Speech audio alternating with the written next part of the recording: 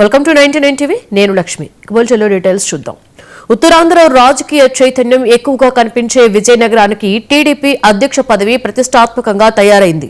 బలమైన సామాజిక వర్గం, ప్రజలతో మమేకం కావడం, వివాదరహితంగా ఉండడం లాంటి లక్షణాలున్న నాయకుడికి ఈ బాధ్యత అప్పగించాలని పార్టీ అధిష్టానం ఆలోచిస్తూ వచ్చింది. విజయనగరం జిల్లా టీడీపీ అధ్యక్షుడిని ప్రకటించవలసిన సమయం వచ్చేసరికి రేసులో ముందు వరుసలో ఉన్నారు సువ్వాడ రవిశేఖర్. ఆయనను ఎంపికకు అనుకూలిస్తున్న అంశాలేంటో చూద్దాం.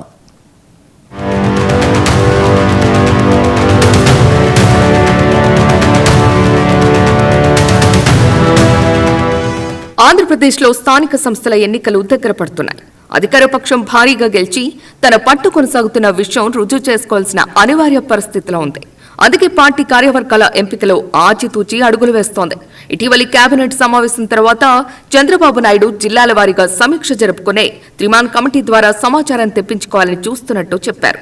అదేవిధంగా జిల్లా స్థాయి, మండల స్థాయి నాయకుల దగ్గర నుంచి సమాచారాన్ని సేకరించి అధ్యక్షుడి పేరు ఖరారు చేయాలని ఆలోచిస్తున్నట్టు సూచనప్రాయంగా వెల్లడించారు. అదే సమయంలో కొన్ని జిల్లాలకు అధ్యక్ష బాధ్యతల మీద కూడా సమగ్రంగా చర్చించినట్టు తెలుస్తోంది.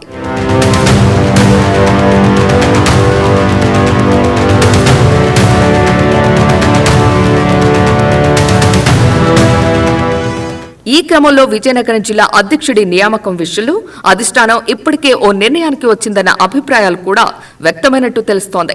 విజయనగరం జిల్లా అధ్యక్షుడిగా కాపు సామాజిక వర్గానికి ఇవ్వాలని అధిష్టానం సూత్రప్రాయంగా ఓ నిర్ణయానికి వచ్చినట్టు తెలుస్తోంది.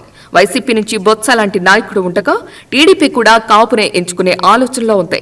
అలాగే తెలుగుదేశం పార్టీ తనదైన శైలిలో ఐవీఆర్ఎస్ ద్వారా ఫోన్లు చేసి ఫోన్ ద్వారా అభిప్రాయ సేకరణ జరుపుతోంది.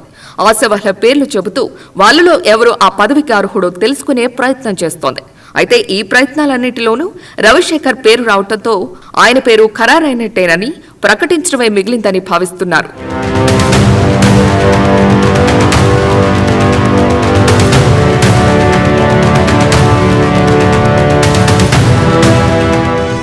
నిజానికి సువ్వాడ రవిశేఖర్ విజయనగరం జిల్లా టీడీపీ ఆవిర్భావం నుంచి పార్టీలో ఉన్నారు.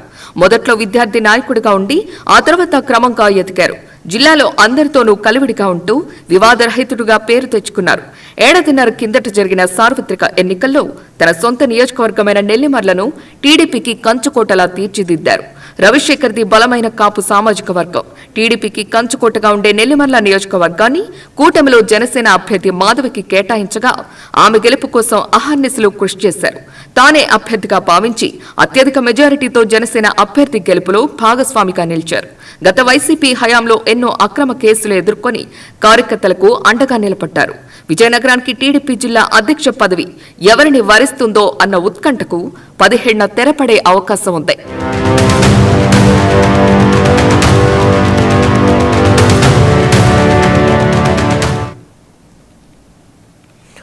ఉమ్మడి